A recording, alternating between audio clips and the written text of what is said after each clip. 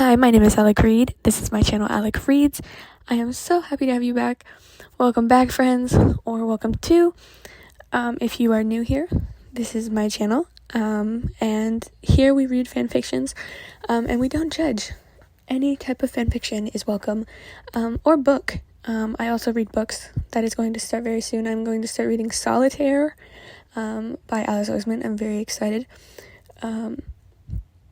But anyway, today we were reading Marriage, a Heartstopper fanfiction by Heartstopper_fan22 on Wattpad.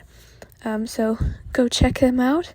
But we're reading chapter 6 called Intrusive Thoughts. Also, if you have any recommendations for any fanfictions or any books, you can leave them in the comments. Also, if you would like to see a different dreary fanfiction, let me know. I have realized that those videos have been not doing as great as the Heartstopper fanfictions. So if you would like to see a different dreary fanfiction or just different fanfictions in general, let me know. And I will try and do that for you. But anyway, let's jump right in. Chapter 6, Intrusive Thoughts. Nick's perspective. Charlie was lying on top of me and had fallen asleep. He was adorable, even though he was drooling on me. I kissed him on the head, then started to play with his hair. Whenever I got anxious, my hands always darted over to his head and started playing with his hair. It calmed me down. I don't know why I felt this way sometimes. I knew these thoughts I was having weren't true, but they still found a way into my head. In high school, I felt ashamed of myself for not helping Charlie when he was getting bullied. I still feel so ashamed. I felt useless when I couldn't come out to my friends. I don't even know why I was so scared. Maybe if I had come out to the school after our first kiss, Charlie and Tao wouldn't have had to deal with Harry picking on them constantly. Now I'm his boyfriend, and we've been together for 6 years, and I can make up for all of those years of being a useless knob. I made a promise with myself to never worry him about any problems I have, because he already goes through hell with his OCD, eating disorder, and anxiety. I hate seeing him sad or anxious in the first place, but then to unload my problems on him, he doesn't need that. Plus, my problems are tiny compared to his. The next morning. Charlie's perspective. The light shone through our bedroom window, waking me up. I reached over Nick and grabbed my phone off the nightstand and looked at the time. It was 9 a.m. I quietly got out of bed and kissed Nick before leaving the bedroom. He was the cutest human alive. I called Sarah and said, "Hey Sarah, do you think we could meet up for coffee this morning?" "Yeah, of course," she replied. We worked out the details and decided to meet at Wave's Coffee House. To be honest, I never really went anywhere without Nick, except for work. I went into our closet and grabbed his favorite blue Adidas jumper. I don't know why I felt the urge to wear his hoodie. I just did. I scribbled down a note saying, "Good morning, sleepyhead. I wish I could hug you right now, but I'm getting coffee with Sarah, and I'll be home in a bit. Text me if you need anything. Love you." And left the note on the nightstand next to our bed so he could read it when he wakes up. I went down the elevator and got into our car, then drove away. "Hey Sarah," I say before giving her a big hug. I held on to her tightly. I really appreciated her coming to meet me to talk about Nick. I called her because I knew she would be the best person to help, not just because she is a therapist, but also because she knew Nick pretty well. Nick had told me that after the Paris trip, they had been in pretty much every class together, and she had let him confide in her a lot. "Hey, Charlie, let's go sit down," she says, leading me to a table. She had already ordered my favorite drink. And her own favorite drink. Gosh, she was so organized. "So, tell me what's going on with Nick. You sound pretty concerned." I took a deep breath and then replied, "Well, he said he felt useless unless he was helping me, and asked if he was even useful to me. I don't know if I'm overreacting, but it just seemed off to me, and I can't stop worrying about him. I didn't like the fact that Nick felt like he needed to be useful to me in some sort of way all the time, and I wish he would just let me in and open up. Sarah's perspective. We talked for a while, and then I asked Charlie what has been going on with Nick. He replied saying, well, he said that he felt useless unless he was helping me, and asked if he was even useful to me. I don't know if I'm overreacting, but it just seemed off to me, and I can't stop worrying about him. I don't think Charlie was overreacting at all. I actually found that it was quite the opposite. When you're in a relationship, you should never feel like you need to be useful to the other person. You should help each other no matter what, but you shouldn't feel obligated to be useful at all times. I remember a few years back, Nick used to tell me often that he felt ashamed and embarrassed that he never helped Charlie when he was being bullied.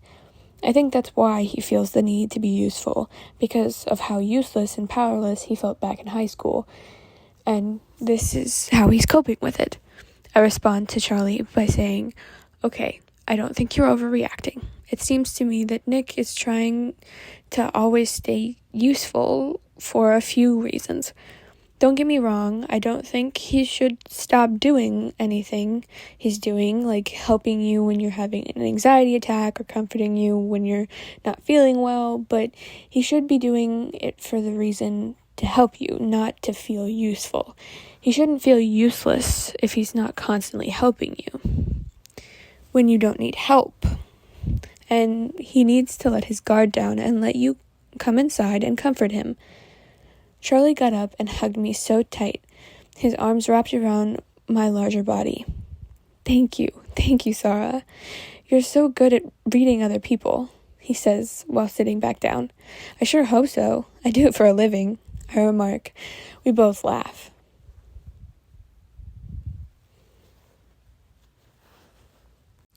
Chapter 7. Realization. Nick's perspective. I shrieked, jerking me awake from my awful dream. How embarrassing. Hopefully, I didn't wake Charlie up.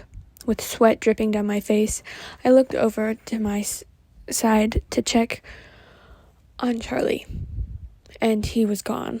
I felt a state of panic and felt flustered. I can't remember the last time I woke up without Charlie beside me. He's probably in the bathroom. Good morning, Char, I yelled from the bed. He didn't answer. I grabbed my phone off our nightstand beside our bed and feel a small piece of paper slip between my fingers. The note was from Charlie, saying he went out with Sarah for coffee. I was happy to know where he was, but worried at the same time because Charlie really struggled in public eating settings. Plus, if anything went wrong, I couldn't be there to support him. You're useless. Charlie needs you and you're just standing there. You're a failure. You're the worst boyfriend in the history of all boyfriends. These thoughts started flooding into my head, uninvited. Charlie's perspective. After we drank our coffee and finished up, we both left Wave's coffee house, and all I could think about is what Sarah had said. I need to talk to Nick about this now.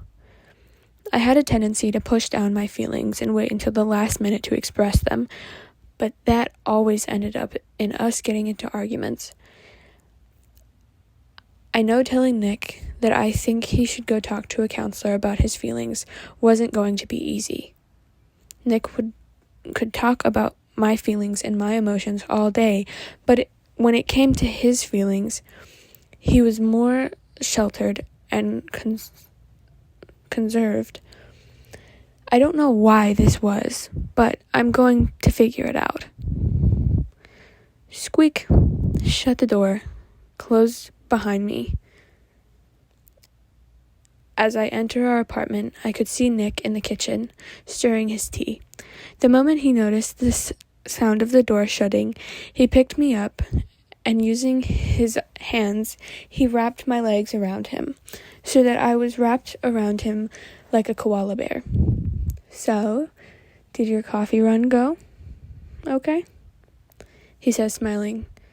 "It was great, actually, but I didn't feel comfortable enough to eat anything without you there," I say, gazing into his beautiful eyes. "That's okay. Maybe I'll get invited next time then," he said, while laughing and spinning me around. "I wanted to talk to Sarah about you, actually," I say, kind of hesitantly. "Well, I don't blame you. I'm kind of hot," says Charlie Spring. Have you heard of him? I couldn't help but burst into laughter after he said that. Nick then says, "I made you a waffle because I kind of had a feeling that you wouldn't eat anything at the coffee place." I sat down at the table across from Nick to eat my waffle. Nick's perspective. Charlie sits down at the table to eat his waffle I made him. I can't help but stare at him. While staring at him, I noticed that his hand was shaking and he was chewing extremely slow. I knew right then and there something was wrong. Whenever he had trouble eating, there was always something stressing him out. I hug him from the back and step out from the kitchen to use the restroom. After using the restroom, I walk back down the hall towards the kitchen to sit with Charlie, but from the distance, I notice him throwing his waffle in the garbage. He used to do this a lot a few years back. This made my stomach irk. This reminded me of those times right before he went to the mental hospital. Why was he doing this? Charlie sits back down at the table, fidgeting with his thumbs. I go to say something, and before I could, Charlie blurts out, Charlie's perspective.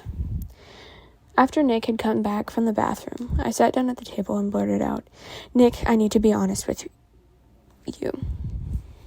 I couldn't hold back my thoughts any longer. Nick stands there like he saw a ghost, then replies, "What are you trying to say?" "I'm worried about you. I've been thinking about some things you have said, and I'm worried." "What have I said to worry you, Char?" he says with a concerned look on his face. Instead of answering his question, I just say, "Do you feel guilty about me getting bullied in high school?"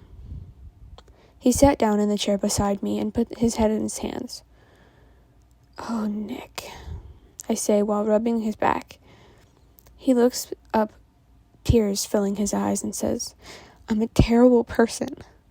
You're the most kind, sweet, and generous person I know, and I'm terrible." "Shh. It's not your fault. You didn't even know me when I was getting bullied." He just continues to cry. "I love you so much. You always being my number one supporter, but you can let your guard down with me. Let me help you with your emotions too." He looks up at me and says, "I should have told you I felt this way. I just felt like my problems weren't big enough to bother you with." I smile and hug him tighter than I have before. Nick's perspective. My face and shirt was damp with tears. I felt so safe in Charlie's arms. I threw Charlie over my shoulder and carried him to the couch. He was still clinging to me tight. We sat there in silence for a bit. Charlie made me so happy, and I felt so good to finally open up to him. But even though Charlie reassured me, I still felt guilty. "Nick," Charlie says softly. Before I could reply, he follows up with, "I think you should go to a counselor like me. It really helps." When he said that, I felt awkward about it. I never really considered needing a counselor. I know going to a counselor is a good thing, and it really helps Charlie, but it just felt defeating in a sense. The thought of going to a counselor made me feel broken and scared. "Can I think about it?" I say to Charlie. Charlie says, "Yeah, of course." But when he said that, he had a disappointed look on his face. A few days later. Charlie's perspective. I needed to warm Nick up to the idea of counseling. This past few days, I've shown him online studies and a few brochures. I've told him about some experiences that I've had while in counseling and think he's warmed up to the idea a bit more. I can't believe how much Nick has opened up to me these past few days. It's been so good for our relationship. He's been acting more himself and seems so much more relaxed. I feel like running down the street screaming, "I love Nick Nelson." I'm so in love with him. We were in the kitchen drinking tea. I break the silence saying, "Have you put any more thought into the whole counseling thing?" He puts his tea down and softly says, "Yeah, I have. I think you're right." My smile grows 3 times bigger, and I enthusiastically say, "You're amazing. I love you so much." He smiles as I grab his hand and pull him over to the couch, where I pull out my phone and dial the number of the counseling office. Before I press the call button, I look over to him. He nods, giving me the okay. My finger presses lightly down on the screen, and it starts to ring.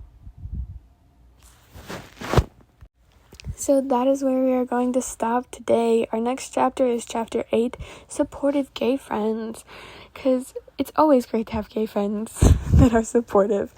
But anyway, thank you for listening. Please like and subscribe. Leave any type of comments you have in the comment section and leave recommendations in the comment section. Also, leave any books you would like in the comment section. I know I keep saying that I'm going to post it and then I never do, but it's coming soon, I promise. It's just a very long book. But anyway, good night, good morning, or good afternoon, wherever you are. And have a fantastic day, ladies, gentlemen, and everything in between. I will talk to you later. Bye, friends.